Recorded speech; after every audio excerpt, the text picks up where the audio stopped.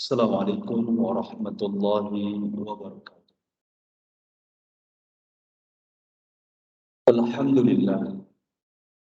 Wassalatu wassalamu ala rasulillah. Wa ala alihi wa sahbihi wa man tabi'ahum bi ihsanin ila yaumiddin.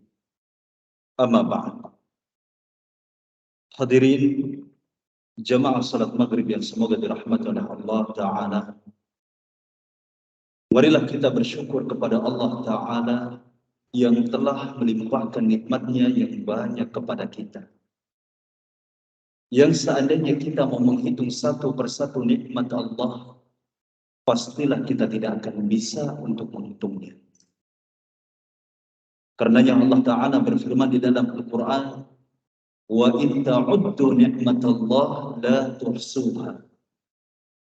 Dan jika kalian mau menghitung satu persatu nikmat Allah, pastilah kalian tidak akan bisa untuk menghitungnya. Nikmat iman, nikmat Islam, dan serta nikmat yang lainnya. Dengan nikmat inilah sehingga kita mau berkumpul di masjid ini, mau mendengarkan kalamullah dan sunnatul Rasulullah sallallahu alaihi wasallam. Hadirin a'azani Allah wa iyyakum. Insyaallah kita akan membahas ayat berikutnya dari surat An-Nazi'at, yaitu ayat yang ke-40, di mana Allah Ta'ala berfirman, wa amma man khafa maqama rabbih wa nahan nafsa 'anil hawa. Kalaulah kita sebelumnya mempelajari sebuah ayat yang mana ayat ini Allah Subhanahu wa Ta'ala jelaskan bahwa ini adalah sifat penghuni neraka. Apa ayatnya, Pak? Fa amma man tagha. Adapun orang yang melampaui batas, Allah katakan bahwa khamr itu haram, dia meminumnya. Allah katakan bahwa judi itu haram, dia main judi. Allah katakan zina itu haram, dia main wanita. Dia melampaui batas. Wa atharal hayatad dunya. Dan orang-orang yang lebih mengutamakan dunia. Kedua sifat inilah yang mana kelak orang-orang yang memiliki sifat ini akan masuk ke dalam neraka. Kemudian di ayat berikutnya, di ayat yang ke-40, Allah Subhanahu wa Ta'ala menjelaskan sifat penghuni surga, yaitu orang-orang yang takut atas maqam Allah, kedudukan Allah Subhanahu wa Ta'ala. Wa nahan nafsa 'anil hawa, dan bisa menahan hawa nafsunya. Apa kata Allah? Fa innal jannata hiyal ma'wa. Maka surgalah tempat kembalinya. Hadirin a'azani Allah wa iyyakum.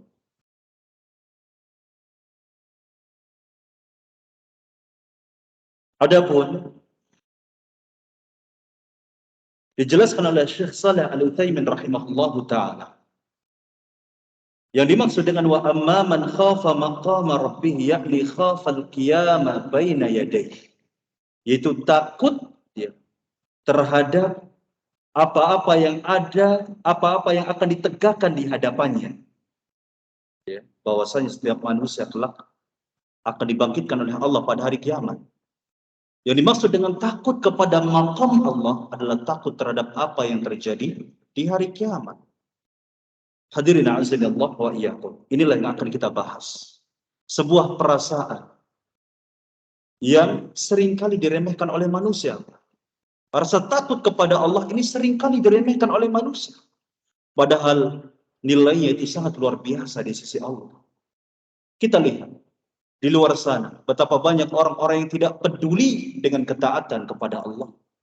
Lebih memilih bermaksiat kepada Allah Ta'ala. Kita tanyakan kepada peminum khamr, kepada para penjudi, kepada pezina, kepada orang-orang yang meninggalkan salat, kita katakan kepada mereka, apa yang membuat kalian seperti itu? Maka, ya, kalau mereka jujur akan mereka jawab bahwasanya aku melakukan kemaksiatan karena aku tidak takut kepada Allah Ta'ala. Sehingga mereka lebih memilih untuk menuruti hawa nafsunya. Sedangkan satu ayat dalam ayat yang ke-40 ini digandengkan. Barang siapa yang takut kepada Allah Subhanahu wa taala dan bisa mencegah hawa nafsunya, artinya apa? Orang yang takut kepada Allah maka akan mampu menahan hawa nafsu. Hadirin a'azzanallah wa iyyakum. Perasaan inilah, perasaan takut kepada Allah lah yang dapat menentukan kita selamat atau tidaknya di akhirat.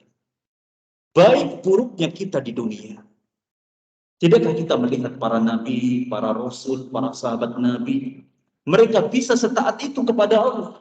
Mereka bisa sesoleh itu menjadi manusia. Kenapa? Karena takut kepada Allah Ta'ala. Bukankah Nabi SAW adalah manusia yang paling takut? Sehingga Nabi SAW bersabda, "Fawallahi la a'lamukum billahi azza wa jalla." Maka demi Allah, akulah manusia yang paling takut di antara kalian. Akulah yang paling tahu, paling mengenal Allah Ta'ala. Dan akulah akhsyakum lah. Dan akulah orang yang paling takut di antara kalian kepada Allah Ta'ala. Para nabi, Rasul Sallallahu Alaihi Wasallam, yang dijamin oleh Allah Subhanahu Wa Taala masuk surga secara langsung, Pak. Tetapi rasa takutnya luar biasa kepada Allah. Nah, kita bagaimana, Pak? Demikian pula Abu Bakar As-Siddiq radhiyallahu anhu.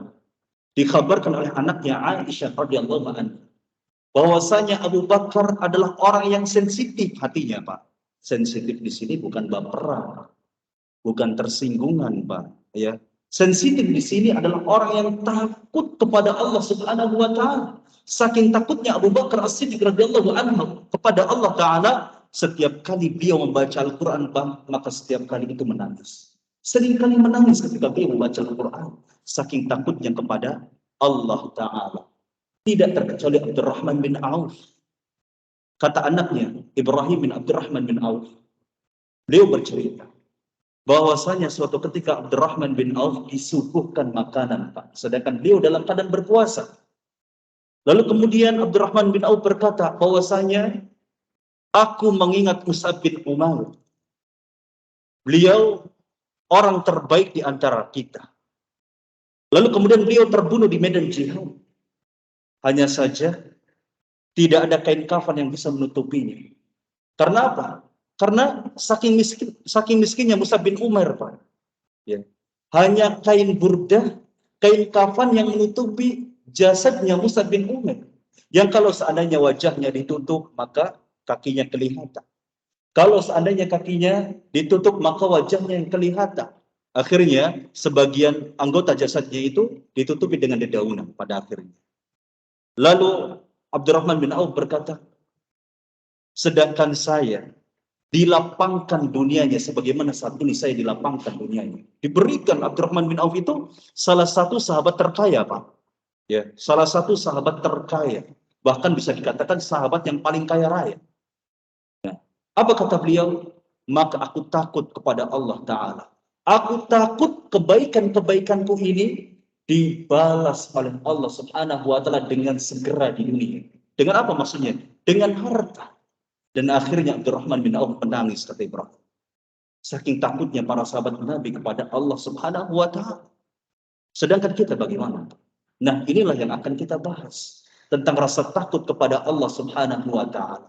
Sedemikian pentingnya rasa takut kepada Allah Ta'ala sampai-sampai bisa menentukan selamat atau tidaknya kita di akhirat.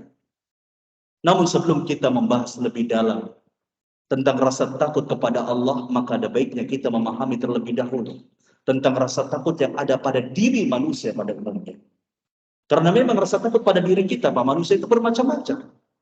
Demikian pula hukumnya pun bermacam-macam. Ada yang wajib, ada yang haram, bahkan ada yang mubah. Sebagaimana dijelaskan oleh Syekh Shalih Al-Utsaimin rahimahullah ta'ala di dalam kitab beliau yaitu Syarah Al-Usul Tsalatsah. Beliau menyebutkan bahwasanya rasa takut itu ada 3 macam. Yang pertama adalah khauf tabi'i, rasa takut naluri. Dan ini adalah rasa takut yang dibolehkan, tidak tercela. Contoh, rasa takut kepada macan. Kenapa? Karena macan ganas. Ya, siapapun bisa dimakan, termasuk manusia. Maka tidak tercela kalau seandainya kita takut kepada macan, nggak dosa. Ya, seringkali macan ini memakan atau menelan mentah-mentah Pak manusia. Barangkali kalau kita lihat di YouTube, ya, kita akan mudah mendapati macan itu ya buas, ya. Kalau lapar sudah nggak kenal tuanya pun bisa dimakan. Wajar kalau seandainya kemudian kita takut kepada macan, takut kepada api karena apa? Panasnya, karena panasnya bisa terbakar. Nah ini boleh, tidak tercela. Demikian pula misalkan takut kepada laut, takut kepada sungai. Kenapa? Karena takut tenggelam. Ini pun tidak tercela. Tetapi menjadi tercela apabila rasa takut ini menghalangi kita untuk mentaati Allah Ta'ala. Ya, karena rasa takut ini kita meninggalkan kewajiban-kewajiban yang Allah telah perintahkan kepada kita. Karena rasa takut ini, ya misalkan rasa takut kepada macan, akhirnya kita tidak menjalankan apa yang Allah perintahkan. Contoh Pak, ya gambarannya, misal di Masjid Al-Jamaah. Di sini kita setiap lelaki itu, ya mayoritas kaum muslimin itu, saya tidak katakan mayoritas ya. Contoh dalam mazhab Hambali, ya. Dalam mazhab Hambali, ya, bahwasanya salat wajib, ya. Salat berjamaah di dalam masjid itu hukumnya wajib, ya. Nah, kalau kita nggak salat di masjid maka dosa. Dosa itu. Nah, kita tidak datang ke masjid beralasan apa? Ada macan di halaman Masjid Al-Jamaah. Padahal macannya di kandang. Padahal macannya di rantai. Nah, kita nggak datang ke masjid dengan alasan takut dengan macan. Maka takut ini membuat kita tercela. Ini takut tercela. Ya. Misalkan ada masjid di seberang sungai, padahal kita diwajibkan untuk menuntut ilmu, tapi nggak hadir di majelis ilmu. Kenapa? Takut tenggelam. Padahal ada jembatan yang menyampaikan kita ke masjid tersebut. Ada kapal, misalkan ada perahu, maka itu pun adalah takut tercela. Ini rasa takut yang pertama, khauf tabi'i. Adapun rasa takut yang kedua adalah khauf ibadah. Apa itu khauf ibadah? Khauf yang rasa takut yang disertai ketundukan dan pengagungan. Nah, ini tidak boleh kita tunjukkan kepada selain Allah Ta'ala. Harus kepada Allah saja. Karena ini adalah perkara tauhid, ibadah. Bukankah ketika Allah Subhanahu wa taala berfirman, "Wa ma khalaqtul jinna wal insa illa liya'budun." Dan tidaklah aku ciptakan jin dan manusia melainkan agar beribadah kepada Allah. Ibadah itu batal kalau seandainya tanpa mentauhidkan Allah. Jadi segala macam ibadah harus dikhususkan untuk Allah Ta'ala, termasuk dalam perkara takut ini. Hati-hati Pak. Meskipun memang dipandang remeh, kalau ini urusannya adalah tauhid, orang yang tergelincir salah dalam perkara tauhid, maka dia bisa kekal di dalam neraka. Termasuk kalau seandainya rasa takut ini salah menempatkannya, yang harusnya untuk Allah tetapi untuk syaitan misalkan. Banyak orang kita Pak, orang Indonesia itu salah dalam menempatkan rasa takut. Kepada Allah nggak takut, tapi giliran dengan syaitan takutnya luar biasa. Ini terjadi. Ya, lewati pohon angker di permisi amit Mbah Buyut, ya tidak Pak.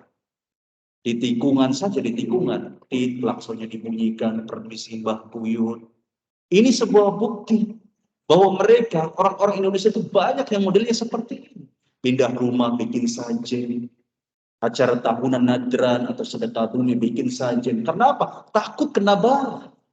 Ini terjadi. Dan itu adalah sebuah penyimpangan dalam akidah, dalam perkara tauhid. Kemudian rasa takut yang ketiga adalah khauf sir. Khauf yang rahasia. Misalkan ada seseorang yang takut kepada Mbah Fulan, padahal telah meninggal dunia, telah dikubur. Orang kalau mati, Bang, sudah gak mikirin dunia. Kalaupun mereka ingin pulang ke dunia, bukan untuk menakut-nakuti manusia, bukan untuk memudaratkan manusia, bukan. Tapi untuk kembali kepada dunia, untuk apa? Untuk mentaati Allah, untuk salat, untuk sedekah, untuk apa lagi? Untuk segala macam ibadah. Sebagaimana telah Allah firmankan di dalam Al-Quran, hatta idza jaa ahadahumul maut qala rabbirji'uni la'alli a'malu salihan fima taraktu. Ketika maut mendatangi mereka, dicabut nyawa mereka, Apa yang mereka katakan? Ya Rabb, kembalikanlah aku ke dunia.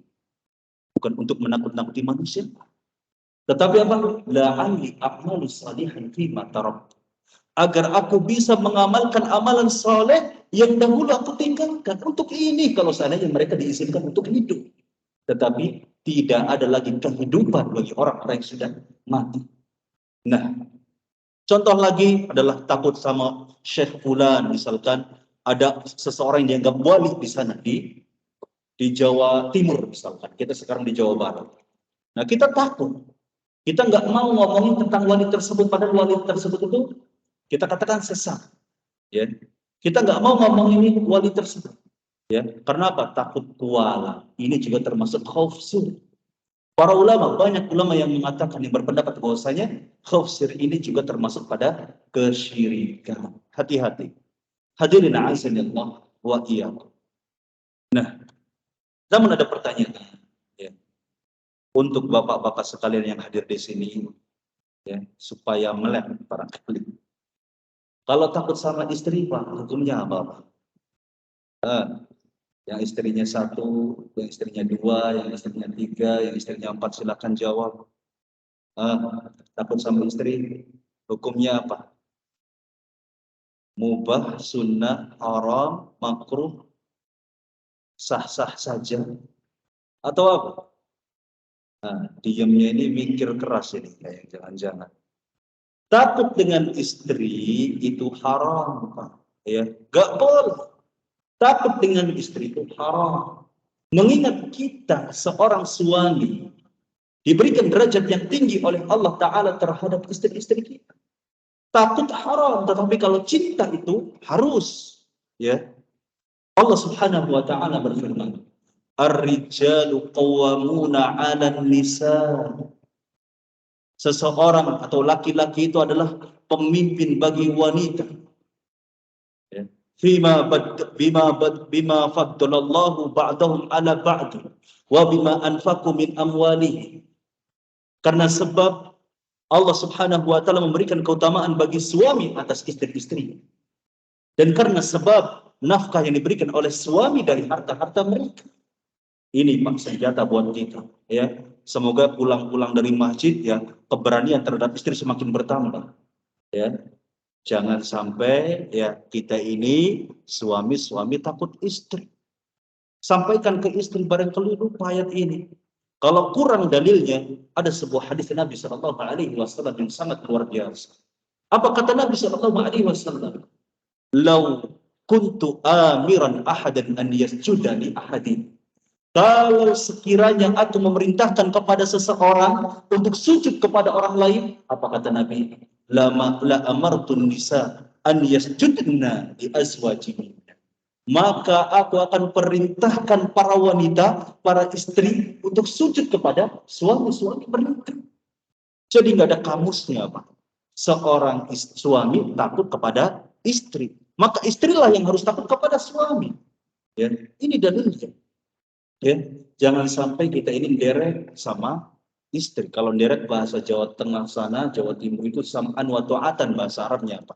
Taat mendengar dan taat. Pak, cuci piring, Pak. Iya, Nek.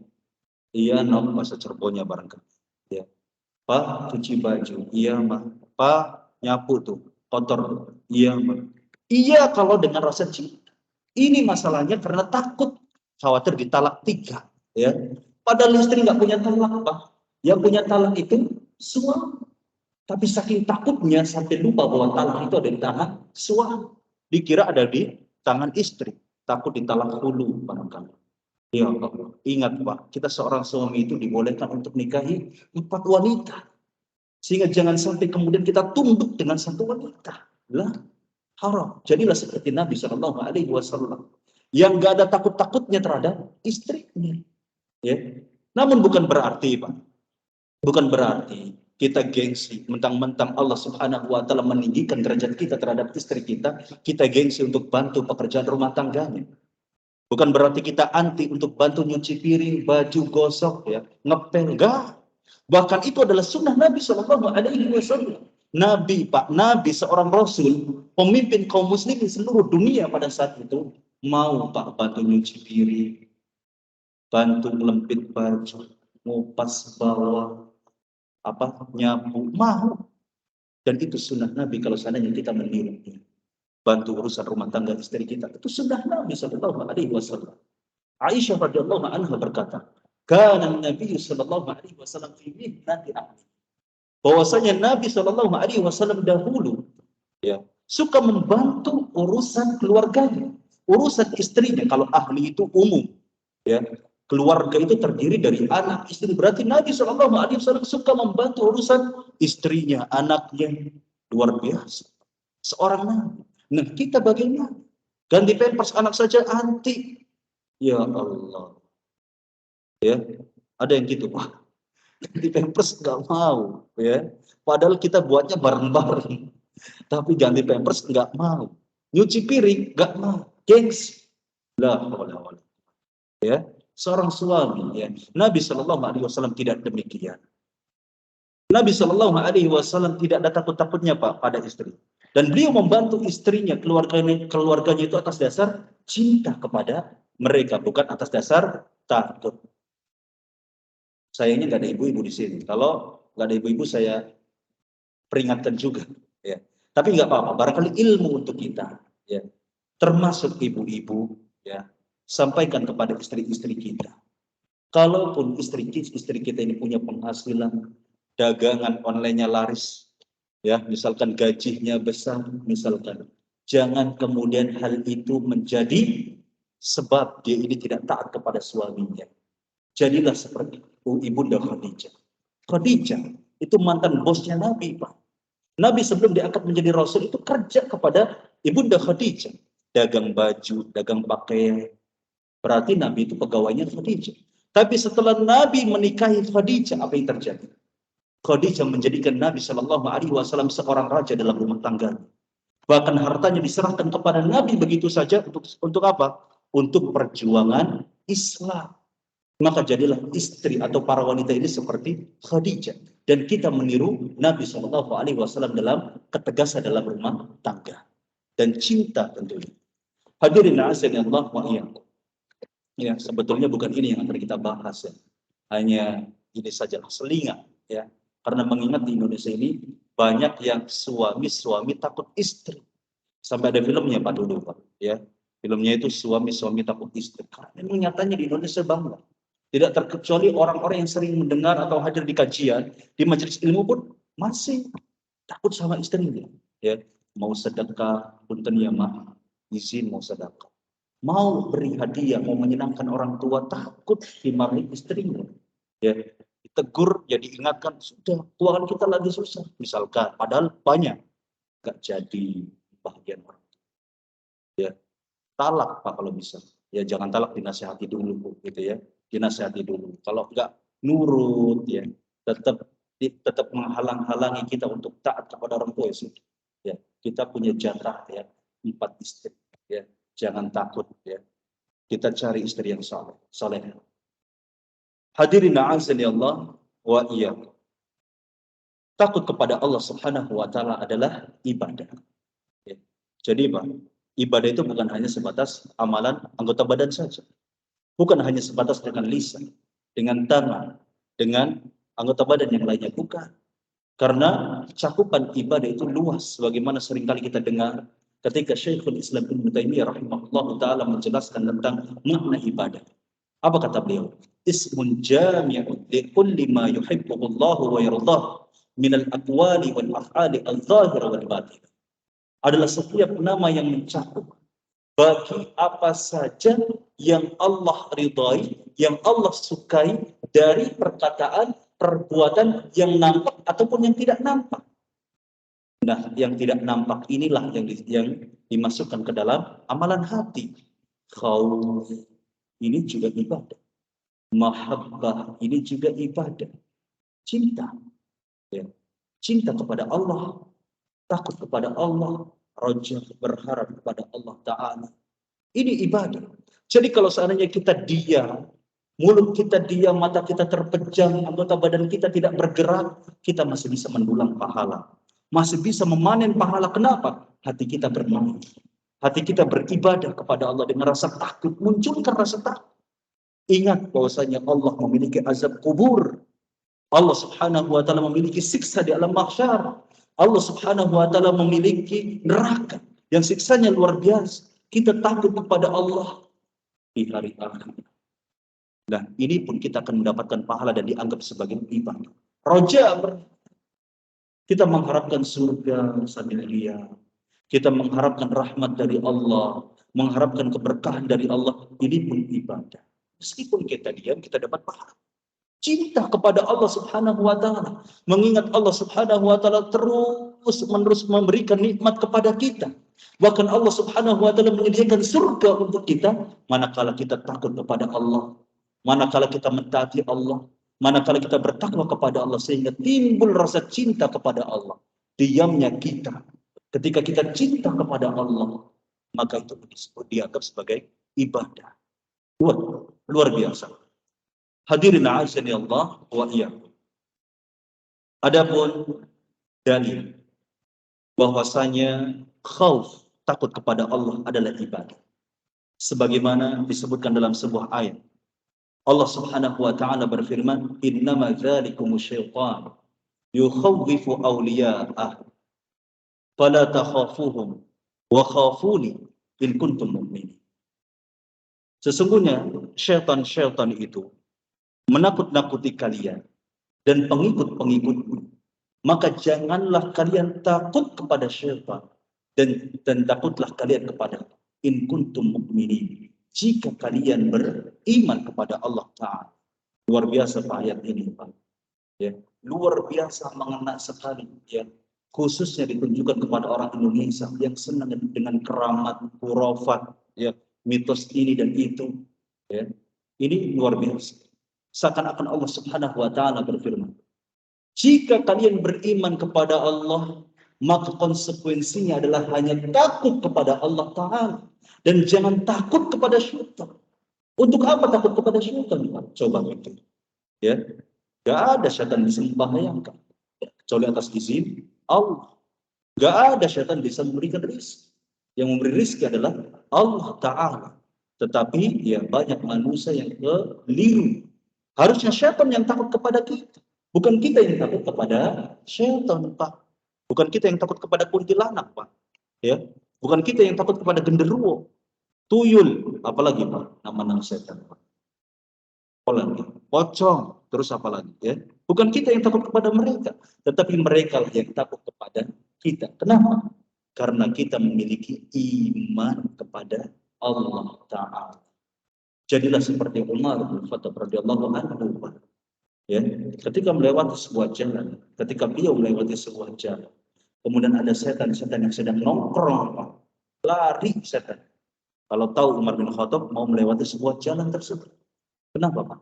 Karena keimanan kepada Allah Ta'ala. Imam Ahmad bin Hanbal, Pak, ketika ada yang minta kepada beliau untuk meruqyah seseorang yang sedang kerasukan, beliau nggak datang untuk meruqyah, enggak, cuma nitip sandal dia. Ya, ini sandal saya. Tunjukkan kepada orang yang kerasukan jin. Apa jadinya, Pak? Lari jin, sembuh. Ya, mau praktekkan nggak? Barangkali sandal kita yang dikasihkan, jadi bisa-bisa dikunyah pas sandal kita, Pak. Ya, karena barangkali keimanan kita ini yang belum kuat, sehingga kita masih khawatir, masih takut dengan jin, dengan syaitan. Lah, nggak boleh. Seorang orang yang beriman kepada Allah Ta'ala haram hukumnya takut kepada syaitan. Tetapi di Indonesia luar biasa, Pak. Kita kadang-kadang bingung, Pak. Bingung dengan orang Indonesia, Pak. Ya, mereka banyak yang takut dengan syaitan, mereka banyak yang takut dengan jin, ya. Tapi hobinya nonton film horor, Pak. Ya tidak, Pak. Sampai film itu berjilid-jilid, pocong 1, pocong 2, pocong 3, kayak film Tersanjung, ya. Dulu film Tersanjung barangkali ya, berjilid-jilid. Bahkan film terlaris di tahun 2022 itu film horor. Ya, judulnya KKN. Saya nggak pernah belum lihat film horor. Sudah lama. Alhamdulillah setelah mengaji, belajar tauhid, belajar syariah, hukum-hukum Islam, saya nggak nonton tuh film. Dulu banget iya. Ya, juga didoktrin oleh orang-orang tua untuk takut kepada syaitan. Ini yang salah kita. ya, yang salah kita. Ya, padahal itu adalah perkara yang sangat parah karena itu penyimpangan terhadap tauhid kepada Allah Ta'ala. Hadirin a'azani Allah wa iyyakum. Dan masih banyak dalil, ya, masih banyak ayat yang menunjukkan bahwasanya takut kepada Allah adalah ibadah dan tidak boleh memalingkan ibadah ini kepada selain Allah Ta'ala. Hadirin a'azani Allah wa iyyakum. Adapun manfaat daripada takut kepada Allah Ta'ala itu diantaranya sebagaimana disebutkan oleh Al-Imam Ibnu Katsir rahimahullah Ta'ala, bahwasanya takut kepada Allah Subhanahu wa Ta'ala, manfaatnya diantaranya dia akan bisa menahan hawa nafsunya. Orang yang takut kepada Allah, Pak, ya, maka hawa nafsunya tidak akan bisa, tidak akan mampu untuk mengendalikan dirinya. Kita akan menang melawan hawa nafsu. Kemudian orang yang takut kepada Allah Subhanahu wa Ta'ala tidak mungkin bisa melampaui batas. Ini secara umum. Meskipun pada hakikatnya manusia itu tidak maksum kecuali Nabi Shallallahu Alaihi Wasallam. Tetapi orang yang takut kepada Allah Subhanahu wa Ta'ala akan tidak bermudah-mudah untuk bermaksiat karena tahu bahwasanya Allah Subhanahu wa Ta'ala memiliki hukuman, memiliki iqab yang keras di akhirat bagi orang-orang yang melanggar batasan syariat. Khamar haram, ya sudah. Untuk apa kita minum khamr? Banyak minum-minuman yang enak, apalagi sekarang musimnya kopi, Pak, ya. Kafe di mana-mana, sudah saja. Pengen minum enak ya masuk ke kafe. Ya enggak, Pak? Meskipun luar biasa harganya. Ya, mending ngudak sendiri Pak, kopi ABC, Pak. 2.000 udah enak. Ya udah masuk kafe, tapi ya sah-sah saja. Masuk kafe, minum kopi ini, kopi itu, terserah, ya. Halal, selagi halal ya silahkan dinikmati. Hadirin a'azanillah wa iyyakum. Dan kemudian rasa takut kepada Allah Subhanahu wa Ta'ala akan mendorong kita untuk apa? Untuk lebih memilih akhirat daripada dunia. Karena apa? Wal akhiratu khairun wa abqa. Sebaliknya, Pak, orang yang tidak takut kepada Allah, sebaliknya daripada apa yang dijelaskan oleh Imam Ibnu Katsir, akan lebih mengikuti hawa nafsu, akan senang melanggar batasan-batasan syariat, akan senang lebih memilih kehidupan dunia daripada kehidupan akhirat. Maka Allah Subhanahu wa Ta'ala, ya, menyediakan keutamaan yang besar, benar-benar besar bagi orang-orang yang takut kepada Allah Subhanahu wa Ta'ala. Di antara keutamaannya kelak, Pak, di alam mahsyar, di saat matahari itu cuma 1 jengkal jaraknya dengan manusia, biasa 1 mil, Pak. Ya, 1 mil itu ketika sahabat ada yang bertanya kepada Nabi. Ketika Nabi Shallallahu Alaihi Wasallam mengkhabarkan kepada para sahabatnya bahwa tudna syamsu yaumal qiyamati minal khalqi hatta takuna minhum kabigdari. Bahwasanya pada hari kiamat nanti matahari akan didekatkan di atas kepala manusia sampai 1 mil. Sahabat ada yang bertanya, apakah 1 mil ini adalah apakah masafah fil ardi? Apakah ukuran di dunia yang 1 mil itu berarti 1 kilo? Ataukah 1 mil itu adalah alat untuk mencelak mata manusia, alis? Tapi Nabi tidak menjawabnya. Ya. Kalaupun itu 1 mil jarak 1 kilo, ataupun 1 mil yang dimaksud adalah celak, alat untuk mencelak manusia matanya, maka itu sama saja dekat, Pak. Ya. Di dunia saja, Pak, itu jarak antara matahari dengan bumi itu, menurut salah satu sumber, itu jaraknya 150 juta kilometer, Pak. Tapi mampu memanaskan benda-benda, bahkan menghanguskan kulit kita. Ya tidak, Pak. Ya, hutan saja, ya kalau saking panasnya bisa kebakar, Pak. Ya, luar biasa. Di Afrika, Pak, di Afrika, di Sudan. Guru saya pernah cerita, salah satu dosen saya, dulu waktu kuliah di Sudan, itu kalau lagi musim panas, ya, dia nggak bisa tidur kecuali harus banjur dulu, tuh kasurnya dibanjur dulu. Ngeri nggak, Pak? Saking panas, padahal jaraknya dengan matahari itu 150 juta kilometer. Ya. Lalu bagaimana lagi di alam mahsyar, Pak? Cuma 1 mil. Maka pantas saja Nabi Shallallahu Alaihi Wasallam menjelaskan bahwa kelak manusia akan tersiksa dengan keringatnya sesuai dengan kadar dosa. Beliau menjelaskan bahwa kelak ada orang yang keringatnya sampai kedua mata kakinya. Bahkan kelak manusia akan ada yang keringatnya itu sampai kedua lututnya. Ada juga yang keringatnya sampai pinggangnya. Bahkan kelak ada manusia yang akan tenggelam dengan keringatnya. Ngeri, Pak. 1 jengkal, Pak. Kita saja di sini pengennya AC, ya kalau di luar udah gerah, udah panas. Bagaimana lagi di alam mahsyar? Nah, keutamaan rasa takut kepada Allah. Maka kelak ada orang-orang yang tidak merasakan panasnya matahari di alam mahsyar. Ya. Sebagaimana disebutkan oleh Nabi Shallallahu Alaihi Wasallam, sab'atun yudhilluhumullahu fi dhillihi yauma la dhilla illa dhilluh. 7 golongan yang Allah akan menaungi mereka pada hari ketika tidak ada naungan kecuali hanya naungannya. Yang pertama adalah al-imamul adil, pemimpin yang adil. Tidak mungkin seseorang menjadi pemimpin yang adil, Pak. Ya, kalau tidak ada rasa takut dalam hatinya. Maka rasa takut inilah yang membuat pemimpin-pemimpin itu adil. Maka pemimpin-pemimpin yang zalim, kenapa mereka bisa berbuat zalim? Kenapa? Karena nggak ada takutnya sama Allah Ta'ala. Kemudian yang kedua adalah syabun bi ibadatillah. Anak muda yang tumbuh kembang dalam peribadatan kepada Allah Ta'ala. Dan tidak mungkin mereka beribadah kepada Allah seorang pemuda kecuali di hatinya ada rasa takut kepada Allah Ta'ala. Ustaz, saya bukan pemimpin. Saya juga bukan pemuda, sudah tua. Saya juga sudah tua, Pak, ya. Di jenggot sudah mulai ada ubahnya. Rambut kepala juga sudah mulai ada ubahnya. Tapi tenang, Pak, ada kelompok ketiga. Adalah rajulun qalbuhu mu'allakun fil masjid. Adalah seseorang yang hatinya terkait dengan masjid.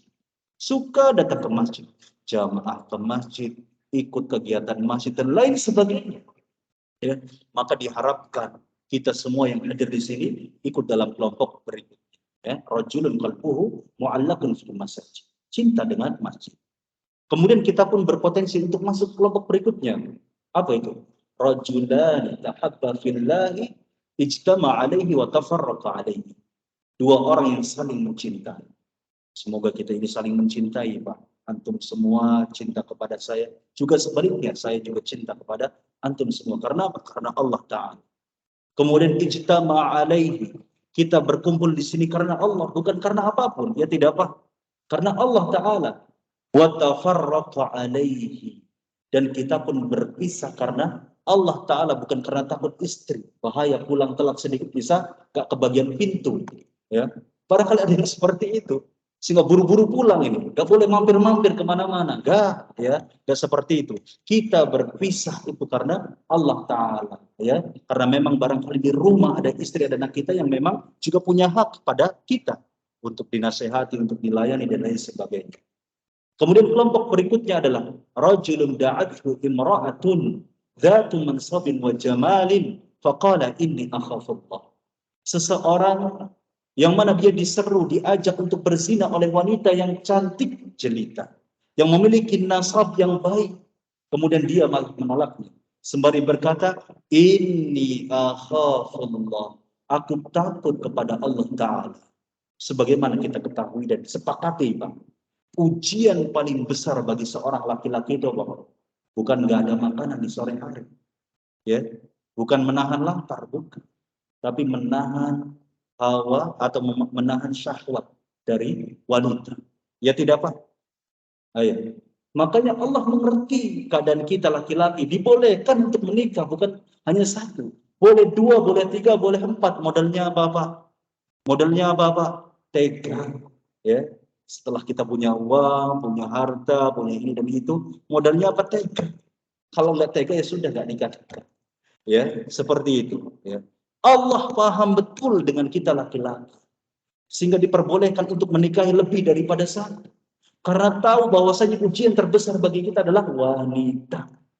Sehingga ya, ada seorang tabi'in di zaman tabi'in, ya, ada laki-laki yang saleh, siangnya digunakan untuk berjihad, untuk berpuasa, malamnya digunakan untuk qiyamul lail.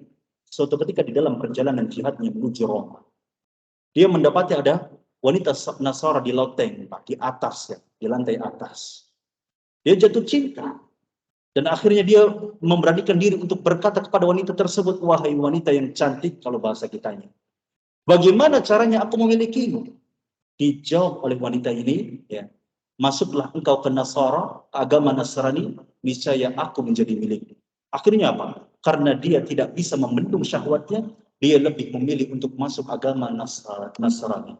Agama Nasrani. Akhirnya apa? Sudah dia murtad. Ini terjadi.